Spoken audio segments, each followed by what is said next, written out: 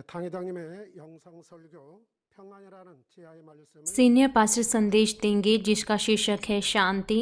사랑하는 성도 여러분, मसीह में प्रिय भाइयों और बहनों, 평안한 얼굴을 आपके मन में क्या आता है यदि आपसे अगर कोई पूछे कि इस पूरे संसार भर में सबसे शांति से भरा चेहरा किसका होगा? ये व्यक्तिगत व्यक्ति अलग अलग हो सकता है, लेकिन मैं सोचता हूँ कि बहुत सा जो कॉमन उत्तर होगा वो होगा कि एक बच्चा जो अपनी माता की गोद में सोता है। यहाँ तक कि इस मुश्किल संसार में बहुत से बुरे समाचार हैं, तो भी जो वो बच्चा है जो अपनी माँ की गोद में सोता है और जो अपनी माँ की गंध को लेता है, उसके चेहरे पर शांति होती है। 행복함을 느끼 जब हम ऐसे शांति से भरे चेहरे को देखते हैं जो कि एक बच्चे का चेहरा होता है, यहाँ तक कि जो बड़े होते हैं जो इस संसार के चीज़ों से थक जाते हैं, तो वो कहते हैं कि जब वो बच्चे के उस चेहरे को देखते हैं तो वो शांति को महसूस करते हैं। 되어서도 और इसके अलावा यहाँ तक कि जब ये बच्चा बड़ा हो जाता है, जवान बन जाता है और वो भी ऐसी आरामदायक जगह को ढूंढने की कोशिश करता है जिस तरीके से वो जब छोटा था अपनी माँ की गोद में सोता था। ऐसे बहुत से लोग हैं इस पूरे संसार भर में जो अपने बोझ को उतार देना चाहते हैं, जो उनके पास चिंताएं हैं और वो प्रेम में वो आराम पाना चाहते हैं।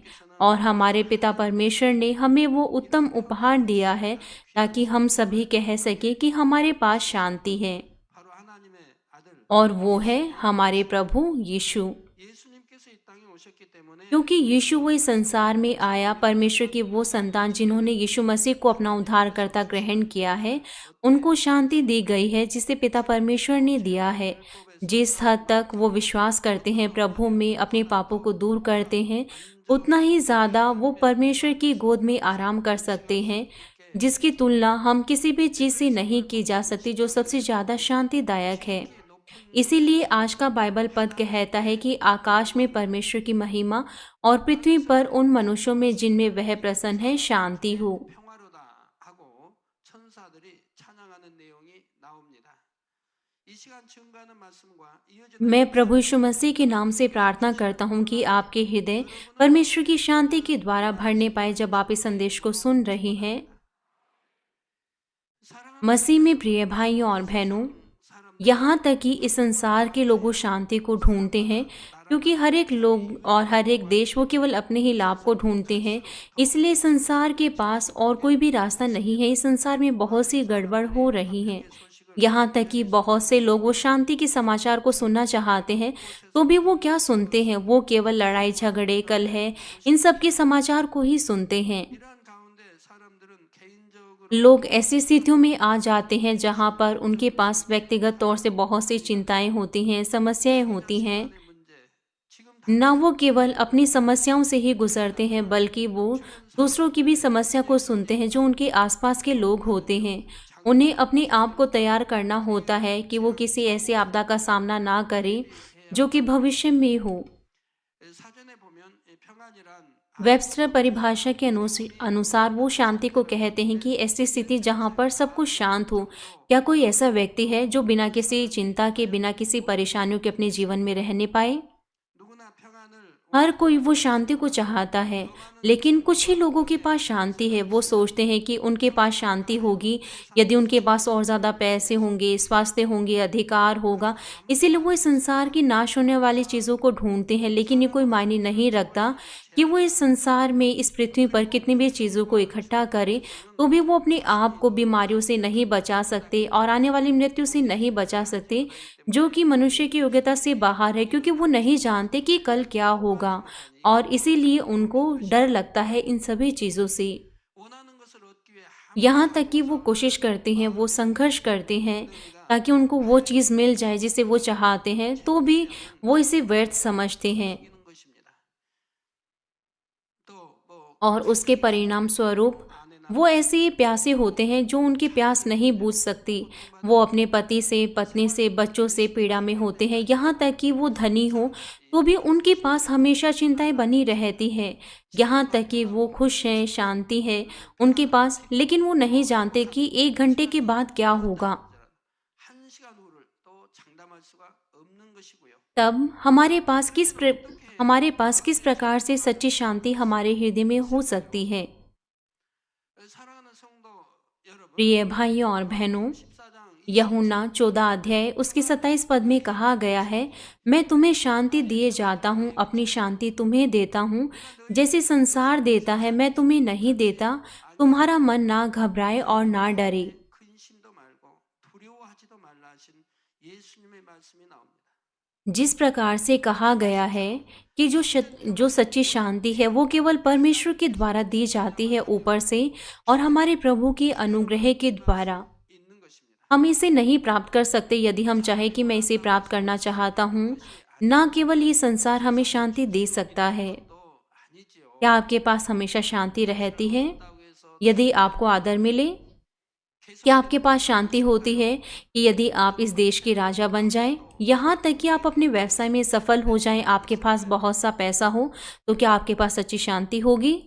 사업에 성공해서 뭐 यदि आप प्रभु को नहीं जानते 하고 해도 तो फिर हो सकता है कि आप इस संसार की व्यर्थ चीज़ों को ही आप खोजते रहते 만약 여러분도 주님을 और इसी प्रकार की मुश्किलों और चिंताओं के साथ जिस प्रकार से सांसारिक लोगों के पास होती है, 못된 삶을 구하는 사람들은 जो इस प्रकार की चीज़ों को ढूंढते हैं उनका जीवन व्यर्थ होता है। यहाँ तक कि जो इस प्रकार की चीज़ों को नहीं खोजते उनके पास सच्ची शांति, आनंद और खुशी उनके हृदय में होती है।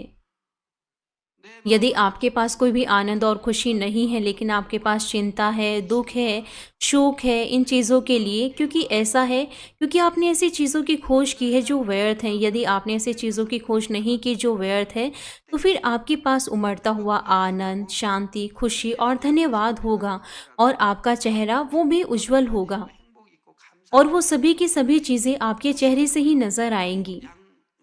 눈에 또 얼굴에 나타나게 되지요. लेकिन 그러나 세상살이 यहाँ तक कि इस संसार में जो जीवन है वो मुश्किल हो सकता है।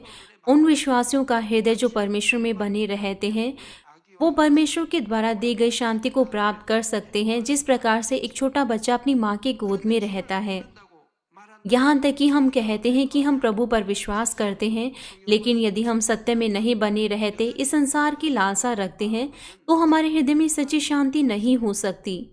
जिस प्रकार से भजन संहिता 119 अध्याय उसके 165 पद में कहा गया है, तेरी व्यवस्था से प्रीति रखने वाले को बड़ी शांति होती है और उनको कुछ ठोकर नहीं लगती। 장애물이 없으리다 했습니다. 주의 법을 살아가는 वो जो प्रभु से प्रेम करते हैं उनके पास महान शांति होती है। 여러분도 말씀 안에 사는 사람들은 वो जो इस संसार में रहते हैं और जिनके पास परमेश्वर के लिए प्रेम होता है तो उनके पास शांति होती है, उनके पास आनंद, खुशी, आशा उनके जीवन में उमड़ती है और कोई भी इसे नहीं ले सकता।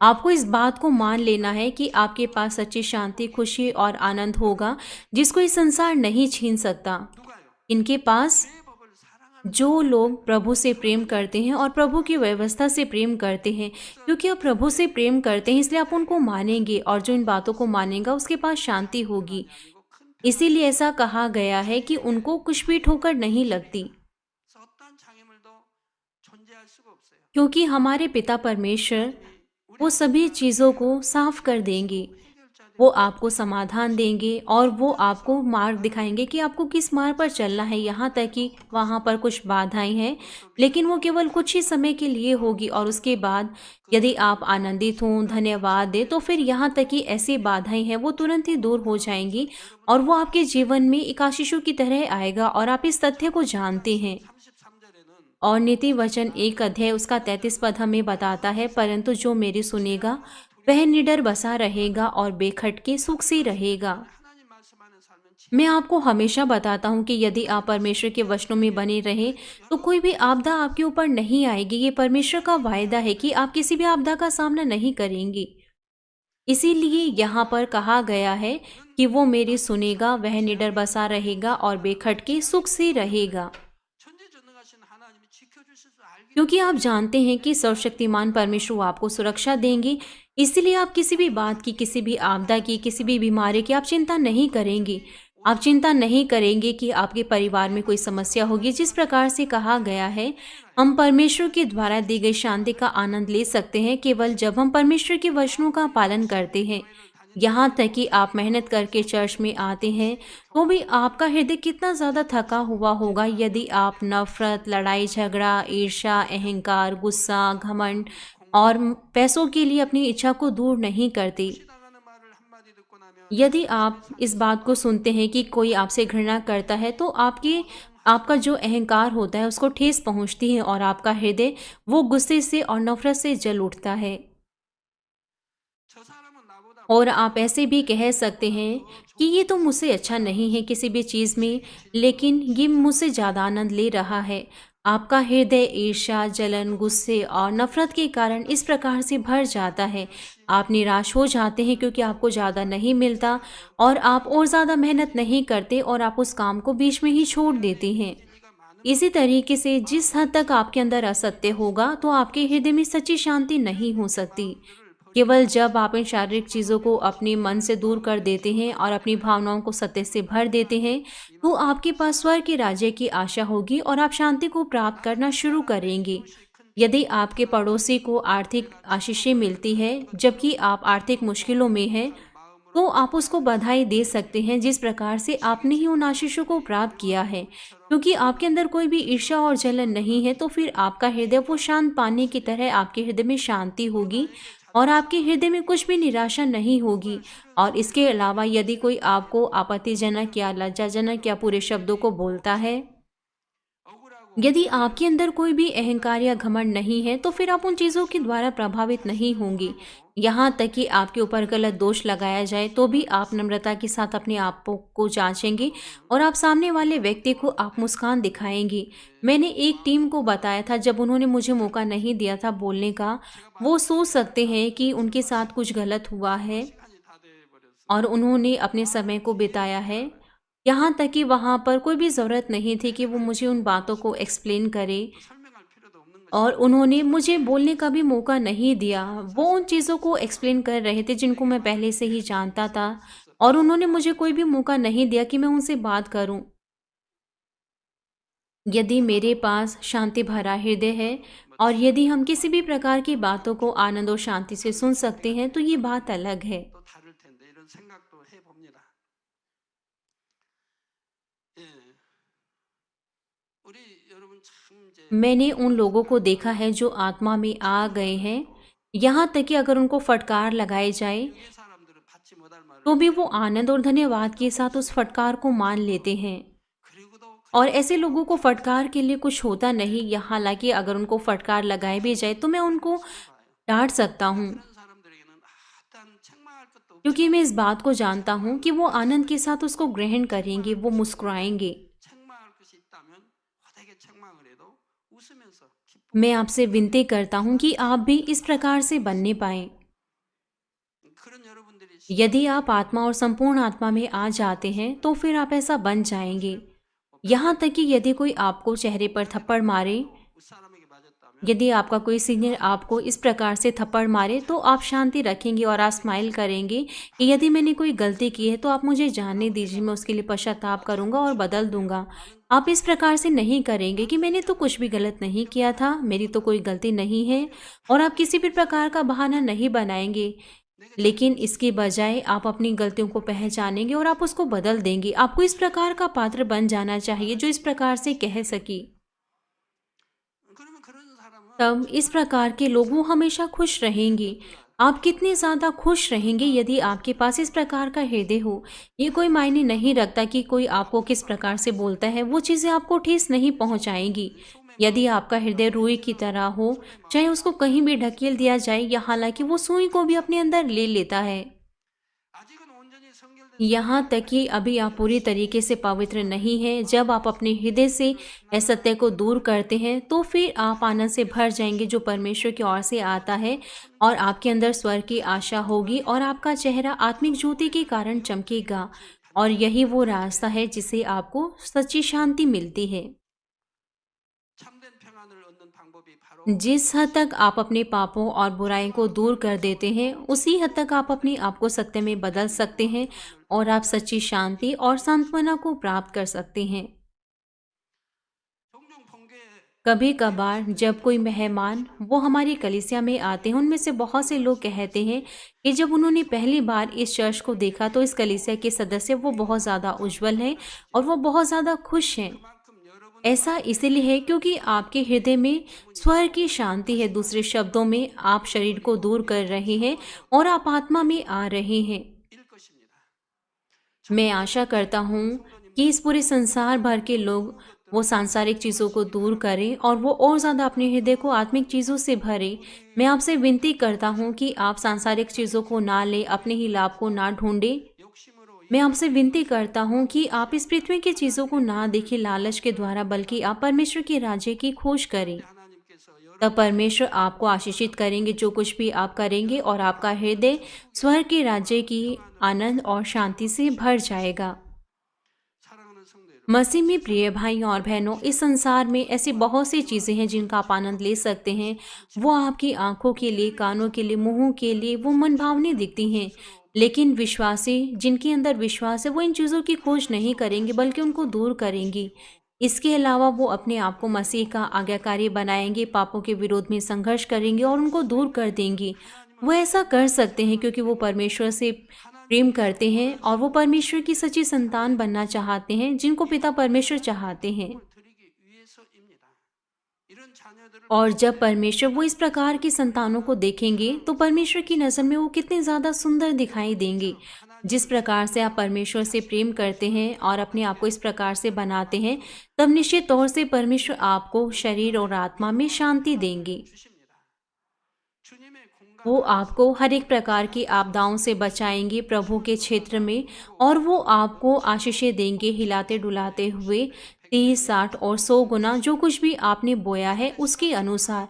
लेकिन कभी कभार वो आपके जीवन में आजमाइशें आने देते हैं ताकि आप और ज़्यादा सुंदर संतान बन सकें उन आजमाइशों के द्वारा। 하나님께서 연단을 허락하시는 경우도 ये ऐसा दिखता है कि आप मुश्किल में जा रहे हैं और इसमें मुश्किल से बाहर निकलने का आपका कोई रास्ता नज़र नहीं आता, आप पर बहुत ज़्यादा सताव होता है, या फिर आप ऐसी स्थिति में होते हैं जहाँ पर चारों ओर से आपके शत्रु आपको घेर लेते हैं। 때도 있지요.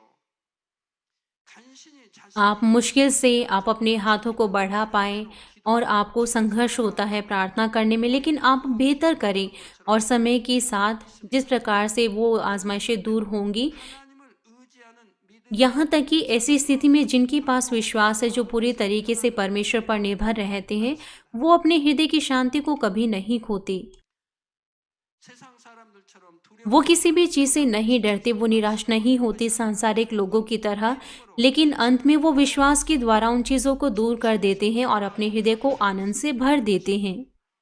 겨울밤이 아무리 यहाँ तक कि जो सर्दियों की रात होती है वो बहुत ज़्यादा ठंडी होती है और ऐसा दिखता है कि सुबह होगी ही नहीं, लेकिन जो भी है सुबह सूर्य उदय होगा ही।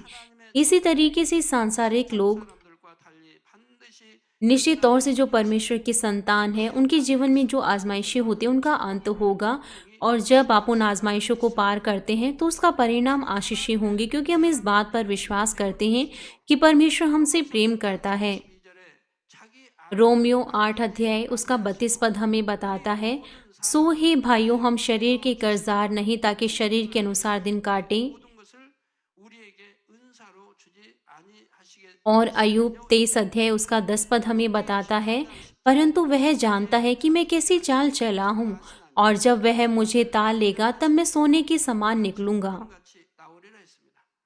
즉 정금같이 나온다는 정금 जो शुद्ध सोना होता है उसमें कुछ भी अशुद्धि नहीं होती। जिस प्रकार से कहा गया है, जब परमेश्वर आपको आजमाते हैं तो आप एक शुद्ध सोना बनेंगे, और ये ऐसा विश्वास है जो सोने की तरह है। यदि आपका विश्वास शुद्ध सोने की तरह बन जाता है तो इसका अर्थ है कि आप संपूर्ण आत्मा में आ गए हैं। 온영으로 यदि आप परमेश्वर के प्रेम के लिए निश्चित है, जो हमसे प्रेम करते हैं और जिन्होंने अपने इकलौते पुत्र को हमारे लिए दे दिया, 나를 사랑하사 독생자의 생명 और जो कुछ वो हमें उत्तर देना चाहते हैं, जो भी हम उनसे मांगते हैं, तो फिर आपके पास साहस होगा कि हाँ, प्रभु आपके साथ है, यहाँ तक कि मृत्यु की घाटी में भी। 께서 나와 함께 하신다는 담대함이 있는 것이지요.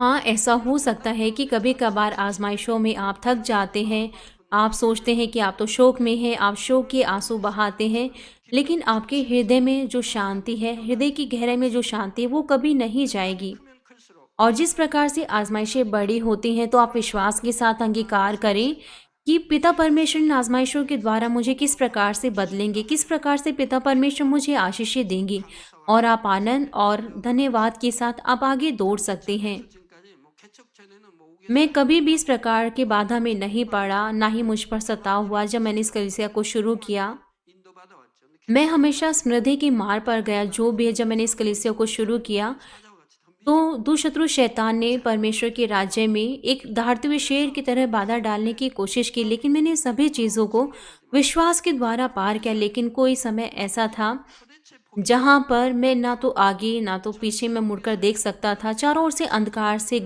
मैं घिरा हुआ था। कुछ साल ऐसे मैंने गुजारे हैं, लेकिन जो भी है, ये कोई मायने नहीं रखता कि आप अपनी मार में कितने ज़्यादा बाधा में हैं। यहाँ तक कि आपको आगे की चीज़ें नहीं दिखती। ये ऐसा दिखता है कि लाल समुद्र आपके सामने है और जो फिरौन है वो आपको मार देगा। यहाँ तक कि ऐसी स्थिति में पिता परमेश्वर वो आपको मार्ग देंगे ताकि आप उस मार्ग से निकल जाएं, और फिर जो बाधाएं हैं वो दूर हो जाएंगी। 아무리 우겠사에도 और उसके बाद मैंने हमेशा उज्जवल सूर्य की रोशनी को देखा, 금방 और मैंने देखा कि पिता परमेश्वर ने मुझे कोई भी ठोकर लगने नहीं दी, या फिर उन आजमाइशों के द्वारा कोई भी मेरे ऊपर कोई भी बाधा नहीं आई। लेकिन इसके बजाय पिता परमेश्वर ने मुझे आशीष दी जब मैंने उसको विश्वास के द्वारा पार किया। 축복으로 주시는 것을 보아왔습니다. मैं आपको इस संदेश का निष्कर्ष देता हूँ। मसीह में प्रिय भाइयों और बहनों, जिस प्रकार से मत्ती 2 अध्याय उसके 9 और 11 पद में कहा गया है, वे राजा की बात सुनकर चले गए, और देखो जो तारा उन्होंने पूर्व में देखा था वह उनके आगे आगे चला। जहाँ बालक था उस जगह के ऊपर ठहर कर गया। उस तारे को देखकर वे अति आनंदित हुए, और उस घर में पहुंचकर उस बालक को उसकी माता मरियम के साथ देखा, और मुंह के बल गिरकर उसे प्रमाण किया, और अपना थैला खोलकर उन्हें सोना, लोबान, गंधरस की भेंट चढ़ाई। 가는 곳마다 आप प्रभु के लिए किस प्रकार की भेंट देना चाहते हैं, जिन्होंने हमें शांति और खुशी दी है जहाँ पर भी आप हैं, चाहे आपके कार्यस्थल पर या फिर आप अपने घर में हैं।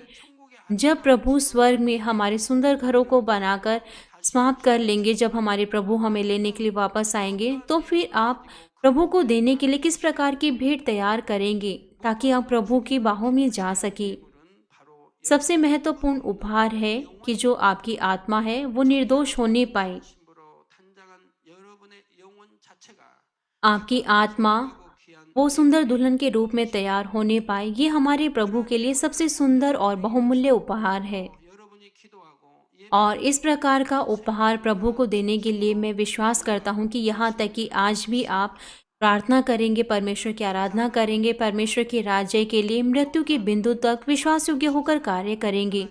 जब आप प्रार्थना करते हैं हर दिन, क्या आप अपने आप को जांचते हैं कि आपके अंदर कोई भी दोष है या नहीं? 그런데 1년을 정 क्या आपने परमेश्वर को अपने कार्यों के द्वारा खुश किया है या नहीं? जो भी है, यदि आप कहते हैं कि आपने पूरा साल बिना किसी दोष की गुजारा है, तो पिता परमेश्वर आपके द्वारा कितने ज़्यादा खुश होंगे और कितना ज़्यादा वो आपसे प्रेम करेंगी। 저는 여러분이 늘 아는 대로 늘 함께하고 보니까 아는 대로 जिस प्रकार से आप सभी जानते हैं कि मेरे जीवन में मैंने कभी भी शारीरिक चीज़ों की कोई चिंता नहीं की। क्या मैं खाने के लिए या फिर कपड़ों के लिए चिंता करूँगा, 걱정하겠습니다. या फिर मैं अपने बच्चों के लिए, अपने परिवार के लिए या अपनी पत्नी की चिंता करूँगा? मेरे जीवन में चिंता करने के लिए कुछ भी नहीं है कि मैं शारीरिक चीज़ों की चिंता करूँ। 근심 걱정할 게 없어요. मेरे परिवार का कोई भी सदस्य वो बीमार नहीं होता, क्योंकि हमेशा परमेश्वर उनको सुरक्षा देते हैं। यदि वो विदेश जाते हैं, कोई सेवकाई के कार्यों के लिए यात्रा करते हैं, या फिर किसी मसीही सभा के लिए जाते हैं, तो मैं उनके लिए कभी भी चिंता नहीं करता। 어딜 가도 मेरे पास कुछ भी चिंता करने के लिए नहीं है कि उनके साथ क्या होगा जब वो किसी दूसरे देश में जाएंगी जहाँ पर मसीहों पर सताव होता है। मेरे पास चिंता करने के लिए कुछ भी नहीं है, और मुझे इसकी आवश्यकता भी नहीं है। मेरे पास जो चिंता है वो केवल परमेश्वर के राज्य को पूरा करने की है। 걱정은 하나님 나라 이루게 한 거죠.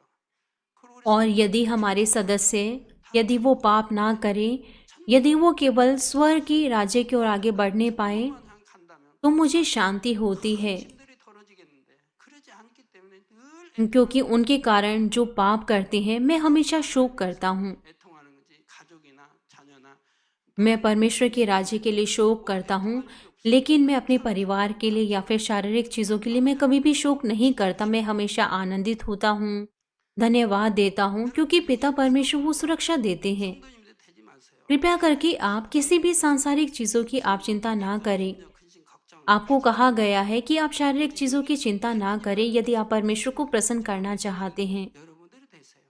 आप केवल आत्मिक चीज़ों की चिंता करें, परमेश्वर के राज्य के लिए शोक करें, तो परमेश्वर कितने ज़्यादा खुश होंगे। 다시 한번 느낄 수 मैं 있으시죠? आशा करता हूँ कि आप परमेश्वर के द्वारा दी गई शांति से भर जाएं, जो कि संसार आपको नहीं दे सकता। मैं आपसे विनती करता हूँ कि आप उन चीज़ों को देखें और धन्यवाद दें, और आप सोचें कि आप किस प्रकार से प्रभु को एक सुंदर उपहार देंगे, प्रभु की सुंदर दुल्हन के रूप में और एक शुद्ध आत्मा के रूप में। मैं प्रभु यीशु मसीह के नाम से प्रार्थना करता हूँ, जो इस पृथ्वी पर आया हम सभी के लिए, ताकि आप स्वर्गीय आशा के द्वारा भर जाए जो परमेश्वर आपको देते हैं, और आप खुशी के साथ क्रिसमस दिन मनाने पाएं। आप सभी को मैरी क्रिसमस। 예, 들으신 말씀을 상고하면서 기도하겠습니다. आप सभी को मैरी क्रिसमस। 감사합니다. आइए हम आज के संदेश को सोचते हुए हम साथ मिलकर प्रार्थना करेंगे।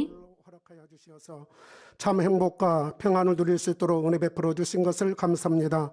어떤 환경과 여건에서도 아버지 말씀 안에서 평안함을 찾게 하여 주시고 행복을 찾아 이루어갈 수 있는 은혜 주사 아버지 하나님께서 원하시는 참 자녀 성결된 영혼들로 인도받게 하여 주신 것을 감사합니다. 오늘 들은 말씀이 믿음이 되고 생명이 되며 능력이 되어지도록 축복하여 주옵소서.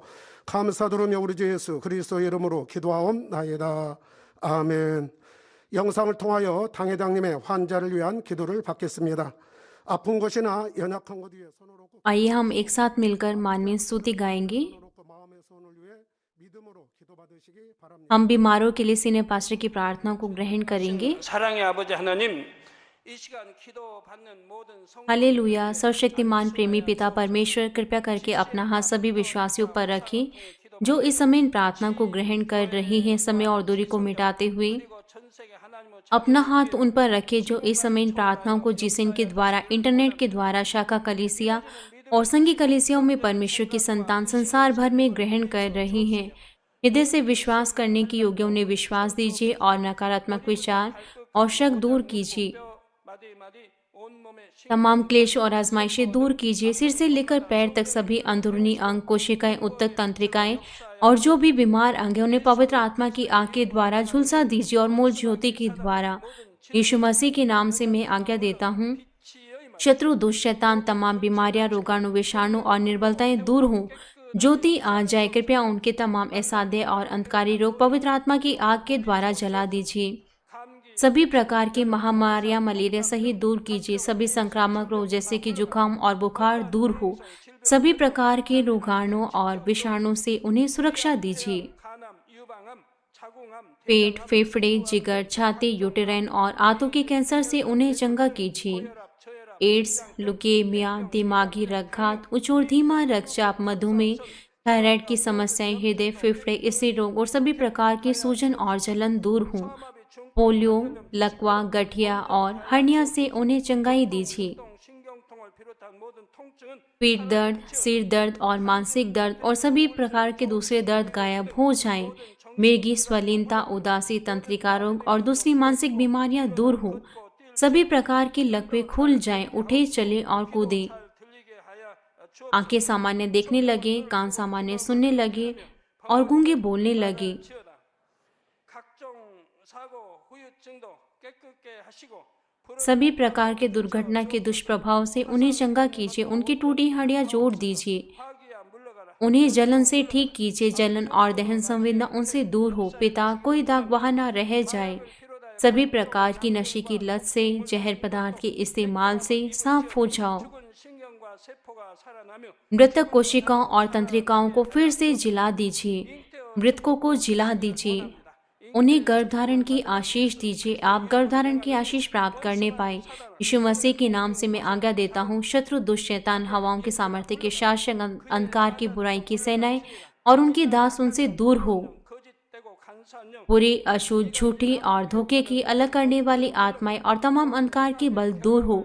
दुष्टता के बंधन खुल जाए। अंधकार दूर हो। ज्योति आ जाए। 아버지 하나님 부르짖어 기도할 수 수 있는 능력을 주시고 पिता परमेश्वर उन्हें ताकत दीजिए कि वो प्रार्थनाओं में पुकारे, पापों को दूर करने की उन्हें ताकत दीजिए और वो पवित्र हो जाएं। 가정의 복음 जब उनका प्राण स्मृत होता है, सब बातों में वो भले चंगे रहें और उनके परिवारों में भी सुसमाचार का प्रचार हो। उन्हें सुरक्षा दीजिए सभी दुर्घटना और विपत्तियों से पूरे सप्ताह भर, और आशीष दीजिए कि वो एक स्मृत जीवन बिना किसी समस्या के जीने पाए। पवित्र आत्मा की अग्नि में बाड़े में स्वर्गीय सेना स्वर्गदूतों अपनी धधकती आंखों के द्वारा अपने सभी बच्चों, उनके घर, कार्यशाला और व्यापारों को सुरक्षा दीजिए। विद्यार्थियों को बुद्धि और समझ दीजिए। जोश और जुनून मेहनत से पढ़ाई करने के लिए उन्हें दीजिए। कृपया उनके हृदय और मनों को सांसारिक चीज़ों से बचाएं और वो परमेश्वर को और भी अधिक जोश के साथ प्रेम करने पाएं।